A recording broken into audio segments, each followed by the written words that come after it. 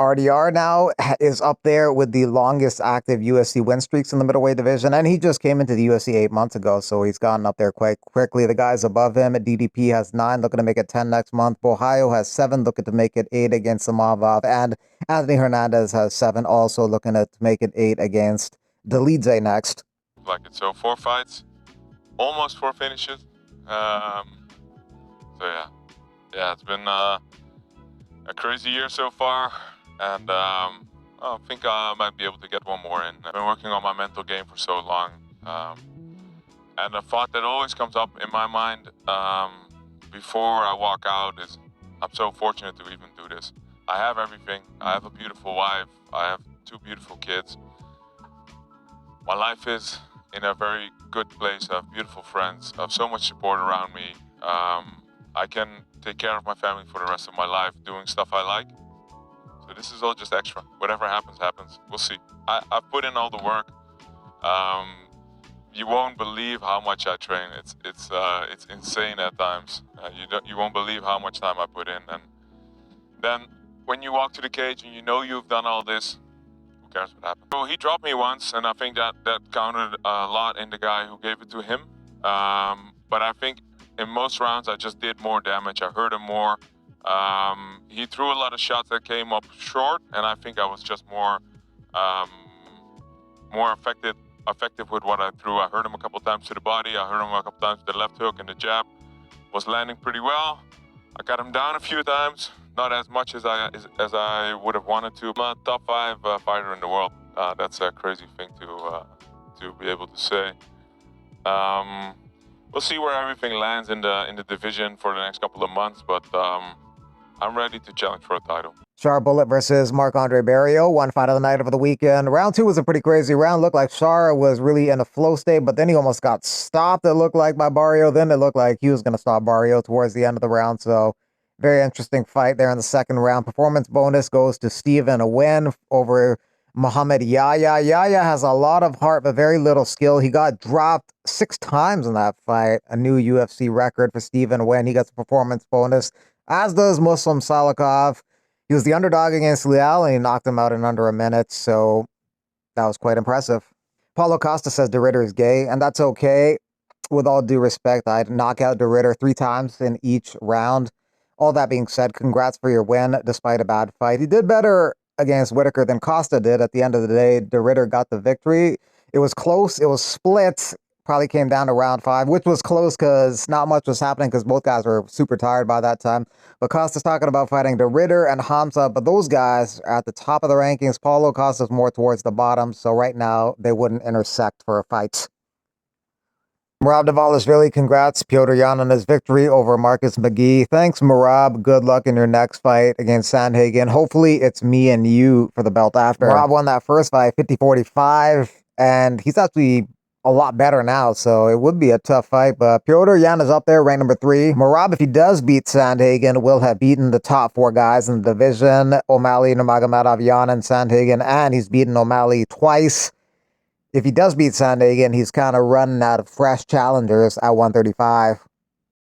Lerone Murphy versus Aaron Pico, the co-main event at UFC 319 next month, August 16th, Chicago, Illinois. Chance for Pico to break into the top 10 if he can get the win in his UFC debut.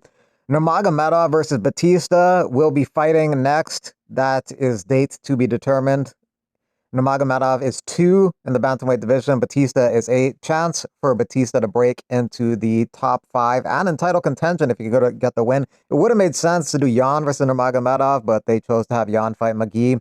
Paulo Costa gets 5th place in the Celebrity Poker Tour, netting $3,500.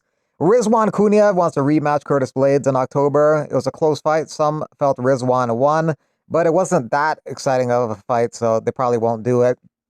Efren Escudero, former UFC fighter, fighting in Kelvin Gastelum's organization on August 2nd. On August 29th, former UFC fighter Tyson Nam taking on former Bellator fighter Ricky Bandejas in Dirty Boxing. DBX 3 in Miami, Florida.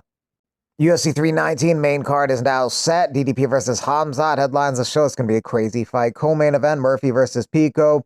Jeff Neal versus Carlos Prates will be a striking fight, as will Jared Cannonier versus Michael Venom Page. And kicking off the main card is a flyweight contest between Tim Elliott and Kai Asakura.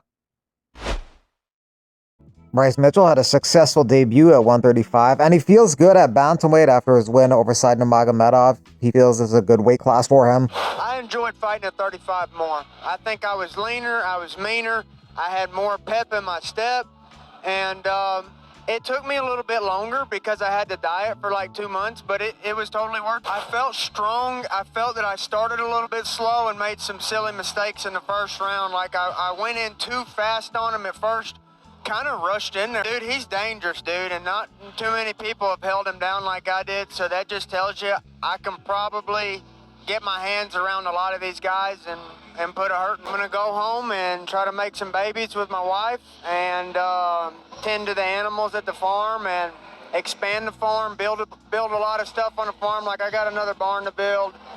Yeah, dude, I got a lot of work to do, and then I'll get right back in training as soon as my bruises are healed. Amanda Heba's lost 3 in a row now after a loss to Tabitha Ricci. She says, I'm going to have surgery soon on top of the one I already had on my facial bone. God continues to be wonderful to me and is in control. Prayers. As UFC is moving to Qatar and you have events in Abu Dhabi and Riyadh, do you have any plans to have road to UFC in the Arab region where you have Arab fighters competing and the best ones to join UFC? The short answer is yes. Not necessarily for road to UFC, but some other format. We've been in discussions for a while with our partners here at DCT, and a concept. I mean, it could be Contender Series, it could be RTU. Maybe there's an Ultimate Fighter. I mean, something that's going to make sense that helps us identify and develop talent. RTU would make a lot of sense, I think. Even this season that's currently going on, it's the first season where we've added non-Asian athletes. So we had Kiwis and Aussies that competed in the first round. So opening that up to fighters from the Middle East, from the Gulf countries, I think would make a lot of sense. But no definitive plans yet. Islam Makhachev was asked, what do you think about suddenly being knocked off the #1 pound-for-pound spot by Ilia Topuria? And for Makhachev, he says, well, it's marketing. They're doing it on purpose to promote this fight. People are already interested in it, so if they do it right, we'll be fighting for the #1 spot in the rankings. He's not going to be fighting Topuria next. Topuria got the #1 spot after moving up a weight class and winning the belt against Charles Oliveira. And Makhachev's looking to do the same, win a belt in a second weight class. He's moving up to the welterweight division, taking on Jack Della Maddalena. Maybe New York City in November. If he does win that fight, maybe he once again becomes the #1 pound-for-pound fighter. If he is unsuccessful at 170, then maybe he drops back down and fights Topuria for the belt, which he never lost, but he vacated. But if he is successful at 170, it opens up a whole new buffet of fights for him in the welterweight division.